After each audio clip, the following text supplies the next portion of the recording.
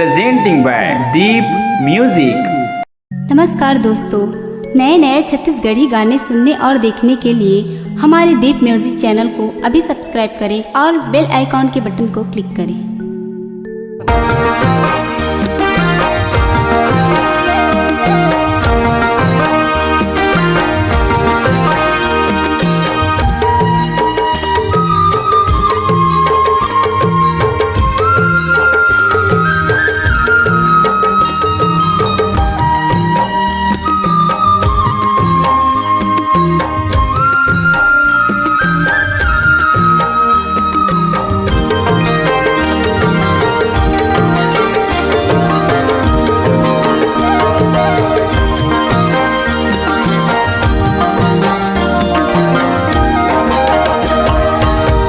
टापू अमर टापू आबे गाबो गाना रानी अमर टापू आबे गाबो गाना रानी अमर टापू अमर टापू अमर टापू आबे गाबो गाना रानी अमर टापू आबे गाबो गाना रानी अमर टापू।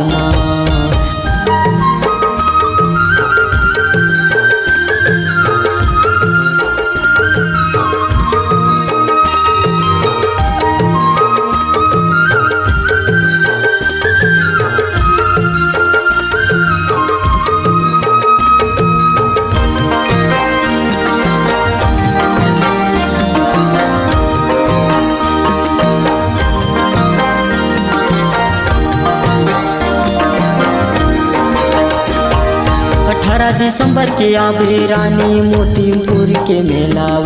मोतीपुर के मेला 18 दिसंबर के आबे रानी मोतीपुर के मेला मोतीपुर के मेला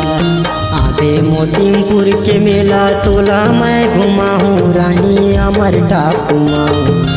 आबे गाबो गाना रानी अमर टापू आबे गाबो गाना रानी अमर टापू।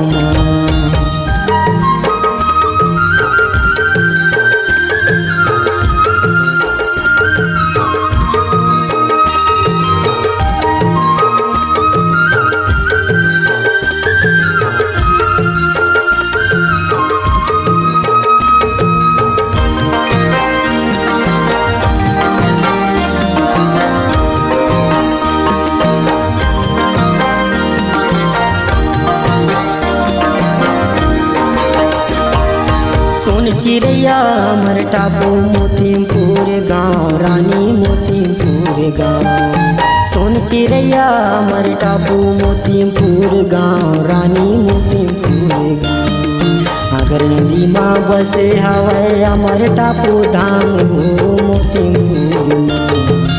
आबे गाबो गाना रानी अमर टापू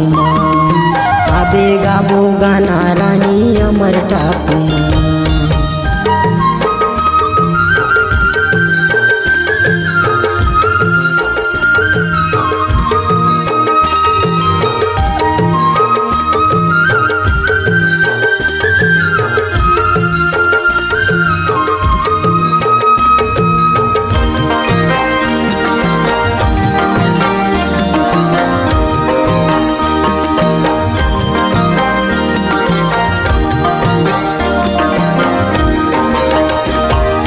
गावत हम गाना मैया नील सागर है नाम रानी नील सागर है नाम गावत हम गाना मैया नील सागर है नाम रानी नील सागर है नाम छटन मेरा रेता मैं कोयलारी गाँव रानी अमर टापू आबे गाबो गाना रानी अमर टापू आबे गाबो गाना रानी अमर टापू अमर टापू अमर टापू आबे गाबो गाना रानी अमर टापू आबे गाबो गाना रानी अमर टापू अमर टापू अमर टापू आबे गाबो गाना रानी अमर टापू आबे गाबो गाना रानी अमर टापू आबे गाबो गाना रानी अमर टापू।